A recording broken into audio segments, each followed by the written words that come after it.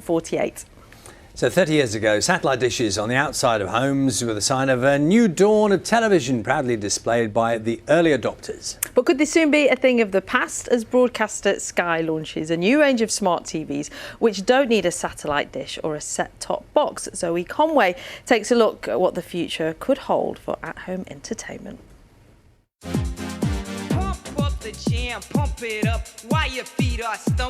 It was in 1989 that Rupert Murdoch and Alan Sugar introduced the world to the Sky satellite dish. As you can see, is there, and a very small receiving unit is over there.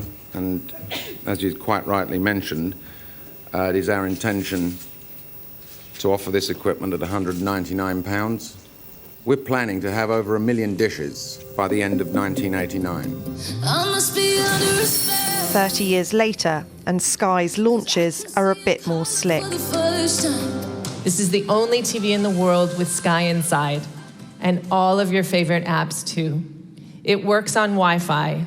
No dish, no box, no fuss. This Ultra HD smart TV is an attempt by Sky to stop the company from losing customers to streaming services. I think it was definitely overdue that Sky had to sprinkle some magic on the outdated satellite dish. Streaming services have grown hugely in popularity over the last decade or so, and the ways that we consume content has become unrecognisable. And so for Sky to really introduce themselves into the market in a really meaningful way with Glass, bringing together their vast library of original content with the leading streaming services in one place that's super simple for consumers, is a real step change in how they engage with the market today. Many of the dishes we saw in this part of London were no longer in use, like the 4 that live above the shop, which Ash runs. You've got a lot of dishes up there, haven't you? Yeah. I think there's obviously the condition of the dishes as well is just very dirty. Look, you've got a towel on one of them as well. How do you feel about looking out at 2 satellite dishes? Well, they are an eyesore. I've got 2 satellites outside, and the problem is they don't take them down.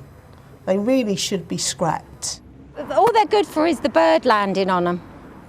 The birds obviously land on them, and just you can see them from the window. And what do the birds do on them? Sky may be trying to ditch the dish, but it seems likely they'll remain a feature of our landscape for many years to come. Zoe Conway, BBC News.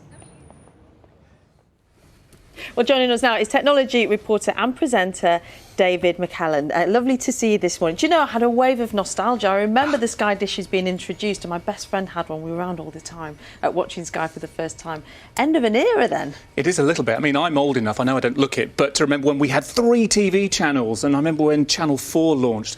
Then came along the end of the 80s, and many people forget there were 2 satellite companies that launched around about the same time. There was Sky in 1989, but there was also BSB. Remember the Squarial? Oh, yeah. Yes. And so that didn't last all that long. A year later, they merged together to create the B Sky B that we know and has been broadcasting for the last 32 years or something like that. So, you know, we have been on a journey, but it is time to refresh. It is time to ditch those dishes, cut the cords perhaps, and, usher in a new era of getting entertainment into our homes, as has been happening over the last 10 or so years anyway. It's been a while, hasn't it? And forgive my ignorance on these things, that you could get all the stuff that comes into your television through a cable. Yes. That's what you can do. So why has the satellite dish remained while that technology is out there? So Sky's been talking about this Sky Glass, as it announced yesterday, for a little while, and it's been a little bit delayed. They've been trying to bring in what's next, but the Sky dishes and satellite dishes, they are all over the place. It's a lot of money to replace those with something new. So they spent time developing something that they think consumers will want and, will take them into the 2020s and 2030s. And what that is something that's really, really simple, because I don't know about you, whether it's Netflix or Amazon Prime or Disney Plus, all of these different services, all of these different set-top boxes and things that I can subscribe to, it's quite confusing. I'm kind of across that, but my dad, for example, he has his mind blown with this plethora of different ways that we can get TV into our homes now. I think Sky realises that, and a lot of other providers will around the world too. So they've gone to the other extreme and said, what's the simplest we can make watching TV in our homes? A box, literally getting everything in one, plug in, one cable, and you've got the TV for the first time.